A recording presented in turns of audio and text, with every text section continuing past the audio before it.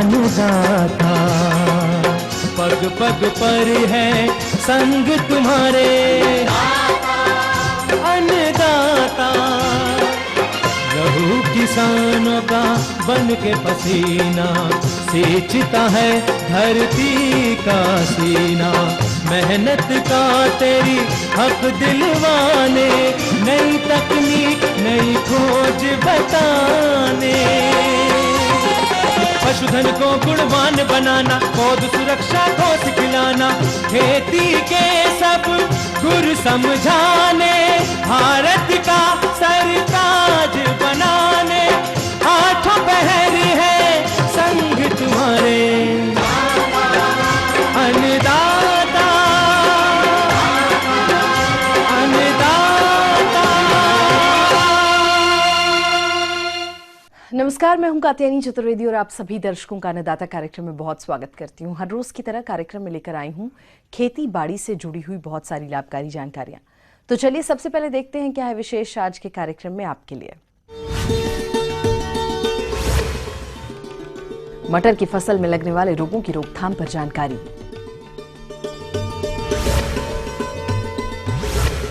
पलास के पौधों पर लाख उत्पादन करके एक किसान कमाते हैं लाखों का मुनाफा।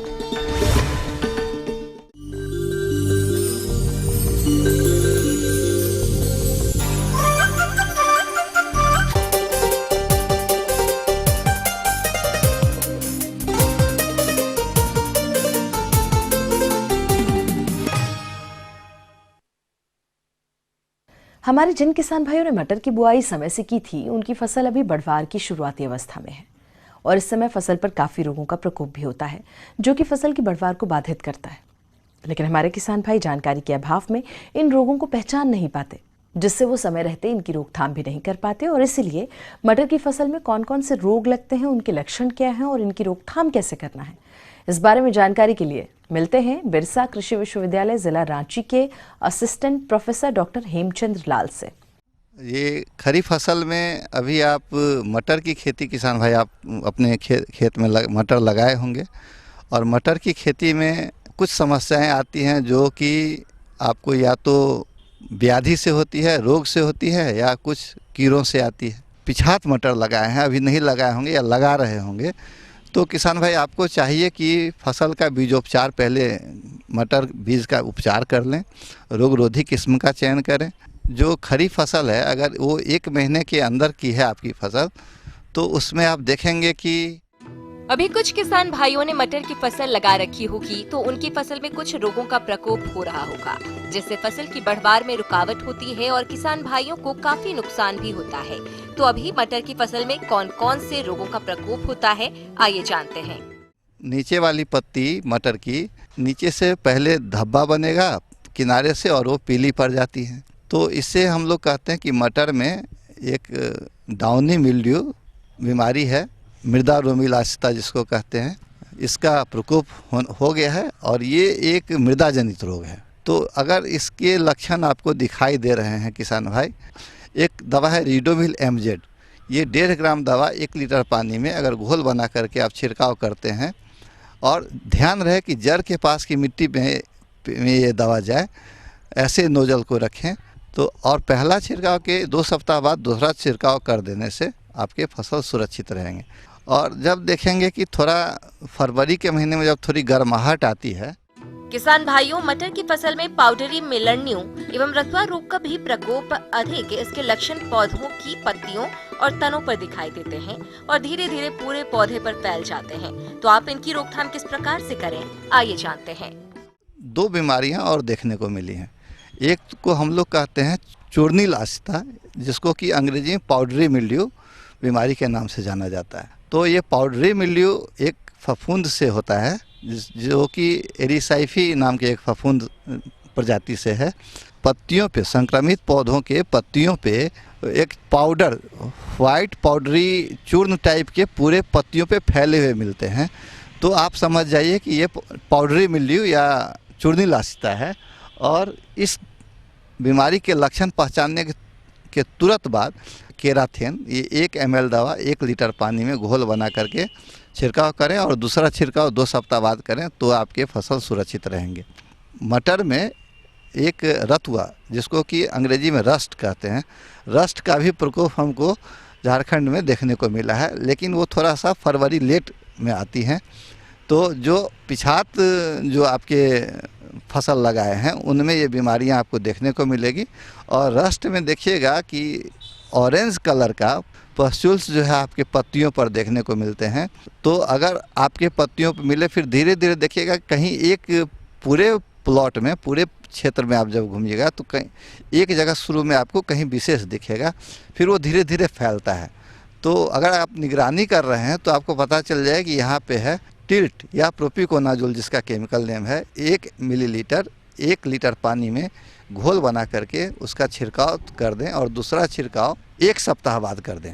तो किसान भाई, मटर में यही 3-4 बीमारियां हैं जो प्रमुख हैं, जो आपके फसल को नुकसान पहुंचाते हैं। इनसे अपने पौधे को बचा करके फसल को नुकसान से बचा सकते हैं और मुनाफा कमा सकते हैं। तो ये थी कुछ उपयोगी जानकारियां। यहाँ एक छोटे से ब्रेक के लिए रुकते हैं, जल्द लौटेंगे।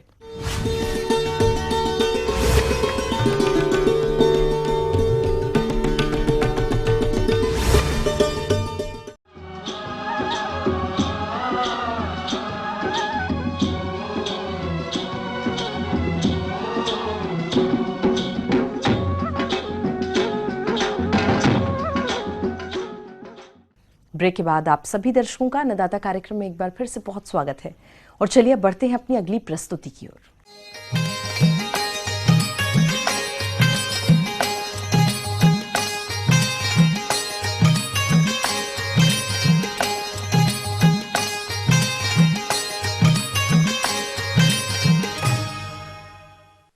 झारखंड राज्य में लाख उत्पादन बहुत से किसान भाई करते हैं और अच्छा लाभ भी इससे कमाते हैं। और इन्हीं किसानों में से आज हम आपको मिलवाने जा रहे हैं छत्तीसगढ़ राज्य जिला बिलासपुर के प्रगतिशील किसान ध्रुव कुमार तिवारी से, जिन्होंने अपने खेतों की मेड़ों पर पलास के 120 पौधे लगा रखे हैं और वो फसलों से प्राप्त उपज के अलावा मेड़ों पर लगे पलास के पौधों पर लाख का कीट पालन करके लाखों का अतिरिक्त मुनाफा भी कमा रहे हैं। तो आइए मिलते हैं उनसे और जानते हैं सफल लाख उत्पादन तकनीक के बारे में। मेरे पास करीबन 85 एकड़ जमीन है साहब। मैं खेत में धान की फसल लेता हूं और मेड़ में जो पलास की झाड़ है उसमें मैं लाख पैदा करता हूं और करीबन मेरे पास 2000 से ऊपर पलास की झाड़ है, छोटे बड़े करके। मेरे को 15-20 पौधे से अभी हार्वेस्टिंग करने पे 7 से 8 कुंटल के आसपास लाख प्राप्त हो चुका है डंठलों सहित। अभी 80 बचे हैं। उसमें अब झाड़ के हिसाब से है, कोई में अच्छा फसल लगा है साहब, कोई किसी में कमजोर लगा है, तो उस हिसाब से टोटल 40 से 45 कुंटल 120 झाड़ में प्राप्त हो सकता है। वो लेंगे वही 150 के आसपास किलो के हिसाब से। किसान भाइयों, यदि इनके आय व्यय की बात की जाए तो इनको 120 पलाश के पौधों से तकरीबन 45 क्विंटल लाख डंडी सहित प्राप्त होंगी, जिनको ये किसान 150 रुपए प्रति किलोग्राम के भाव से अपने घर से ही बेच देते हैं, जिससे इनको 120 पलाश के पौधों से 6 लाख रुपए की कुल आय प्राप्त होती है। अब यदि लागत खर्च की बात की जाए तो लाख किट का विहन 2 क्विंटल लगता है, जिसकी कीमत हुई 30,000 रुपए और दवाओं पर खर्च हुआ 5,000 रुपए। इसके अलावा मजदूरों पर खर्च 10,000 रुपए होता है। इस तरह से कुल लागत खर्च 45,000 रुपए हुआ। अब यदि इनकी कुल आय 6 लाख रुपए में से लागत खर्च 45,000 रुपए को घटा दिया जाए तो इनको 5,55,000 रुपए का शुद्ध मुनाफा प्राप्त होता है। किसान भाइयों, अभी आपने लाख उत्पादन करने पर इस किसान को होने वाले लाभ के बारे में जानकारी हासिल की। अब आइए जानते हैं लाख उत्पादन तकनीक के बारे में।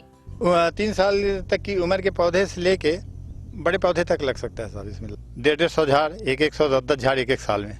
ऐसा क्या है, बार बार कटने से पौधे का जो वो है वो क्षति हो जाता है साहब। इसलिए 1 साल गैप मिल जाता है तो उसको संभलने का टाइम मिल जाता है। उसको क्या है, पॉलीथीन 25-25 ग्राम की पैकेट बनवा के उसको झाड़ में लटकवा देते हैं रस्सी के सहारे और करीबन 1 हफ्ता वो लटके रहता है। उसके बाद जो हरा जीवित कीड़ा है वो टहनियों में बैठ जाती है। उसके बाद उसको निकाल लेते हैं, बीज को साहब हार्वेस्टिंग कर लेते हैं, उसको बेच देते हैं। एक कातकी है, एक जेठी है। और जेठी माने मई जून में और कातकी माने अक्टूबर नवंबर में। से कीट का शत्रु कीड़ा पैदा होता है मेघरा जाल टाइप का, उसमें वो लाख कीड़ा फंस जाते हैं साहब। उसी को मारने के लिए हल्का सा एंडोसल्फान दवाई का छिड़काव कराना पड़ता है एक बार। इसमें रख रखाव में कुछ नहीं, सब चौकीदारी, फसल पकने की टाइम कराना पड़ता है 1 हफ्ता, बस वही खर्चा है और कुछ नहीं है। हार्वेस्टिंग के लिए बस वो डंठल काट के उसको छिलाई करा देते हैं हंसिया से, कैंची से। मैं तो हर किसान भाइयों को ये बोलता हूँ कि साहब मेड़ में जो प्लास का पेड़ है उसमें लाख का खेती कर लो, जिसमें कोई नहीं के बतौर खर्चा है और आपको अच्छा मोटी मोटा आमदनी मिल जाएगा।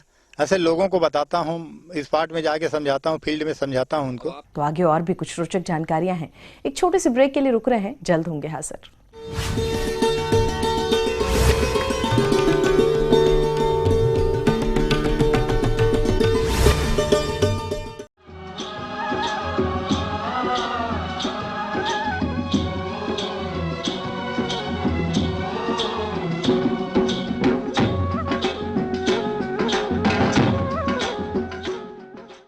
ब्रेक के बाद आप सभी दर्शकों का एक बार फिर से स्वागत है और चलिए अब रुख करते हैं अपनी अगली कड़ी की ओर।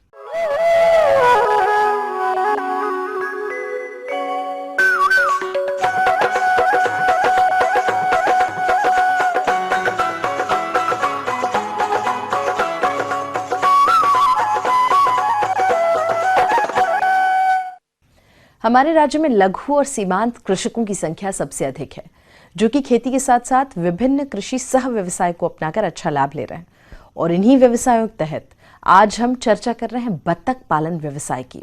तो जो भी किसान भाई बत्तख पालन कर रहे हैं वो इस समय बत्तखों की अच्छी बढ़वार के लिए किन किन प्रबंधनों पर विशेष ध्यान दें, आइए जानते हैं कृषि विज्ञान केंद्र जिला रांची के विषय वस्तु विशेषज्ञ MK सामंत से। बत्तख पालन बहुत ही लाभदायक व्यवसाय है, क्योंकि ये कम खर्च में अधिक इसमें पैदावार होता है। जैसे अधिक अंडा देती है, ऐसा इसका आहार का विशेष करके जो है ये घरेलू आहार होता है। किसान भाइयों, बतखों का अच्छा विकास हो और इनसे अधिक अंडा उत्पादन हो सके, इसके लिए उनका संतुलित आहार प्रबंधन करना बेहद जरूरी है, क्योंकि आहार प्रबंधन में लापरवाही करने पर बतखों का विकास तो बाधित होता ही है, साथ ही घातक रोगों की चपेट में आ जाने पर इनकी मृत्यु भी होने लगती है। ऐसी परेशानी से बचने के लिए आप इनका आहार प्रबंधन कैसे करें, आइए जानते हैं। धान रहे तो डायरेक्ट धान दे दीजिए, ये धान खा लेगी, लेकिन 1 महीना का बाद ही ये देना चाहिए। 1 महीना पहले थोड़ा खुदी चावल या आपको गेहूं का टुकड़ा, जो गेहूं आदमी खाने लायक ना हो, कीड़ा लग गया, इसी टाइप का गेहूं इन लोग को दे दीजिए। जैसा 100 किलो दाना अगर तैयार करना है तो 50 किलो खुदी चावल या गेहूँ का टुकड़ा दोनों मिला के भी दे सकते हैं। और मछली 10 किलो, सोयाबीन आपको 20 किलो, सोयाबीन का छिलका, सोयाबीन का छिलका, तेल निकालने के बाद जो गर्दा है वही। चावल का कूड़ा भी है, चावल का कूड़ा भी 20 किलो लगता है। चावल का कूड़ा जैसा वो तेल निकालने के बाद जो गर्दा निकलता है वही है ये बत्तख का खाना होता है। जितना राफेद चीज़ है ये बत्तख खाता है। और जैसा अगर आपको जहाँ पर तालाब है, जहाँ पर घोंगी, ये छोटा छोटा घोंगी मिलता है, ये घोंगी अगर मिल जाए 4-5 को एक बत्तख का हिसाब में अगर मिल जाए तो मछली का सूखा मछली देने का आहार में जरूरत नहीं। किसान भाइयों, वैसे तो बतखों को प्रतिदिन 150 ग्राम दाना देना उचित रहता है, लेकिन दाना महंगा होने के कारण आप दाने की मात्रा में आधी कटौती कर उसे घर व होटलों का बचा हुआ भोजन दे सकते हैं। साथ ही बतखों को बचे हुए फसल अवशेष भी खाने को दिया जा सकता है। जैसा आप गोभी उठा रहा है, गोभी का जो खराब वाला जो पत्ता है उसको आप चॉपिंग करके बना छोटा छोटा काट करके दे सकते हैं। गोभी पत्ता, गंधरी साग, कोई भी साग खाने वाला ये उसको दीजिएगा तो उसको आहार में आ जाएगा। किसान भाइयों, अक्सर बत्तख तालाब में अधिक रहती हैं। ऐसे में जब वे अपने आवास में लौटती हैं, तब उनका आवास गीला हो जाता है, जिससे कई बीमारियां पनपने लगती हैं। इससे बचाव के लिए बत्तखों के आवास को सूखा रखने की कोशिश करें। इनके आवास में समय समय पर बुझे हुए चूने का भुड़काव करें। इसके साथ ही और कौन से जरूरी प्रबंधनों को अपनाना है, आइए जानते हैं। ठंडा के समय में इसको कोई ज़रूरत नहीं है, खाली आपको जालीदार घर होगा तो थोड़ा सा प्लास्टिक बोरा या पटुआ का बोरा ये सब घेर दीजिए, थोड़ा रात को समय, दिन में खोल दीजिए। और ऐसे ही तो देखिए बत्तख में 107 डिग्री ताप रहता है उसका शरीर में, तो इसलिए उसका तो पानी चाहिए, इसीलिए पानी में जाता है तो उतना ठंडा का असर नहीं पड़ता है। लेकिन छोटा बच्चा होगा तो कम से कम 1 महीना तक आपको केयर रखना पड़ेगा, गर्मी में रखना पड़ेगा, घर का अंदर रखना पड़ेगा, जिसमें आप 200 वाट का बल्ब दे दीजिए या कोयला चूल्हा दे दीजिए, वो घर का गर्म हो जाएगा, उतने में ही वो रहेगा। छोटा में तो थोड़ा केयर लेने पड़ता है, कौवा ना ले जाए, चील ना ले जाए, इस सब में थोड़ा ध्यान देना है। और बड़ा हो जाएगा तो कुछ करने का ज़रूरत नहीं। लेकिन इसमें क्या होता है, एक डार्क कॉलेरा एक कभी कभी बीमार आ जाता है, तो डार्क कॉलेरा एक वैक्सीन मिलता है, उसको जांग में आधा ml करके इंजेक्शन कर दे, 1 ml करके इंजेक्शन कर देने से ये बीमारी उसमें कभी नहीं। ऐसे ही तो बत्तख में बीमारी है ही नहीं, 1-1.5 महीना के बाद बीमार होता ही नहीं है बत्तख। लेकिन उसमें एक तो डार्क कॉलेरा वैक्सीन अगर दिया जाए तो आगे बीमारी होगा नहीं और वो बहुत अच्छा ही रहेगा।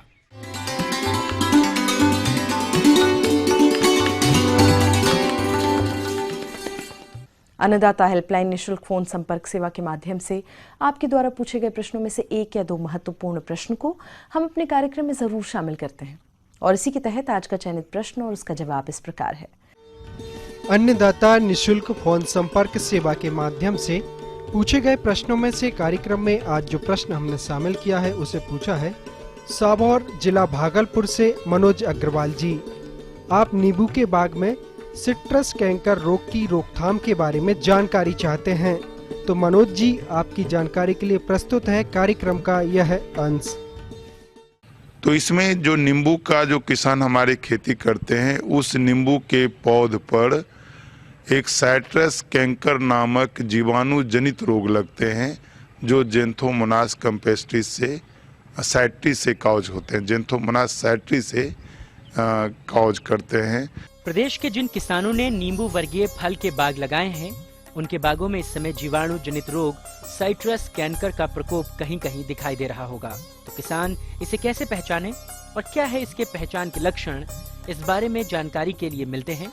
जो पौध होता है नींबू का या जो नींबू का पेड़ होता है, उसके सभी भागों को प्रभावित करते हैं और इसका मुख्य लक्षण है ऊपर वाले किसी भी, जैसे पत्ती पर यदि सर्कुलर धब्बे बने या गोल नुमा धब्बा बना तो वो पत्ती मोटा हो जाता है और उसमें एक कॉर्क टाइप का, उसमें एक उभरा उभरा लक्षण दिखाई देता है। यदि नींबू के फल पर लगा तो नींबू के छिलके पर भी घुमावदार वो क्रैकिंग या वाटर सॉक्लीजन आपको लगेगा और बाजार में लोग वैसे धब्बेदार या धब्बा नुमा फल को कोई खरीदना नहीं चाहता है।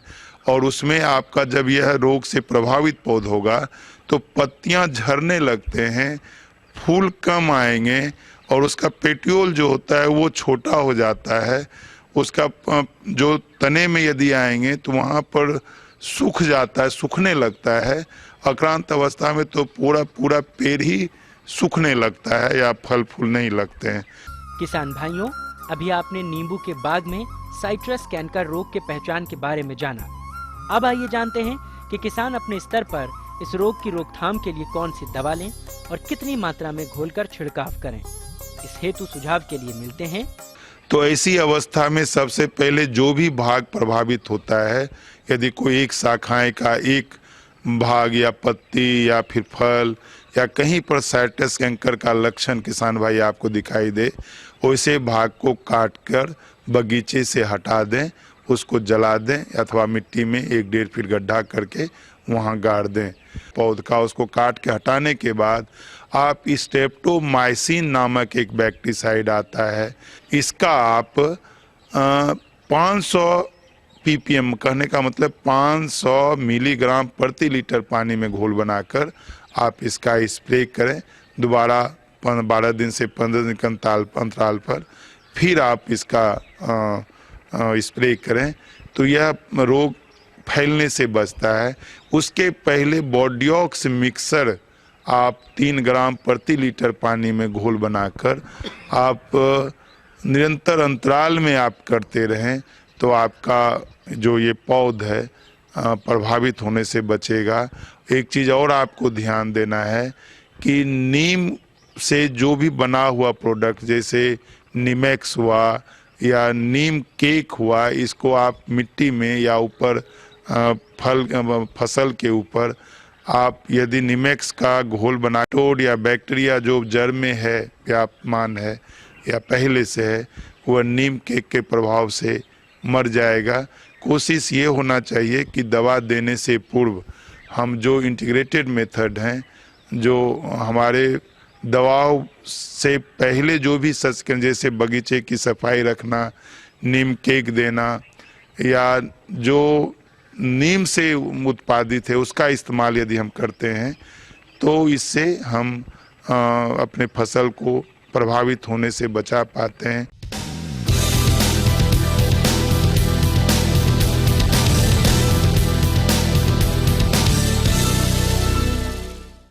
राज्य की विभिन्न मंडियों में कृषि उत्पादों के चढ़ते उतरते बाजार भाव की संक्षिप्त जानकारी इस प्रकार है।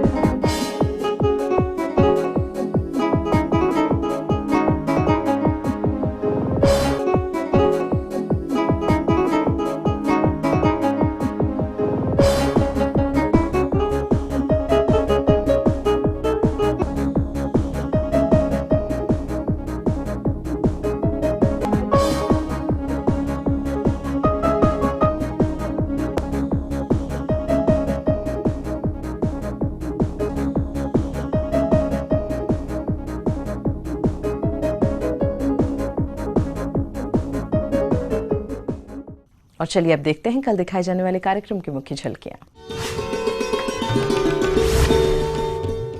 मक्के की फसल में लगने वाले हानिकारक कीटों की रोकथाम पर जानकारी। तंबाकू की फसल की अच्छी बढ़वार हेतु जरूरी कार्य।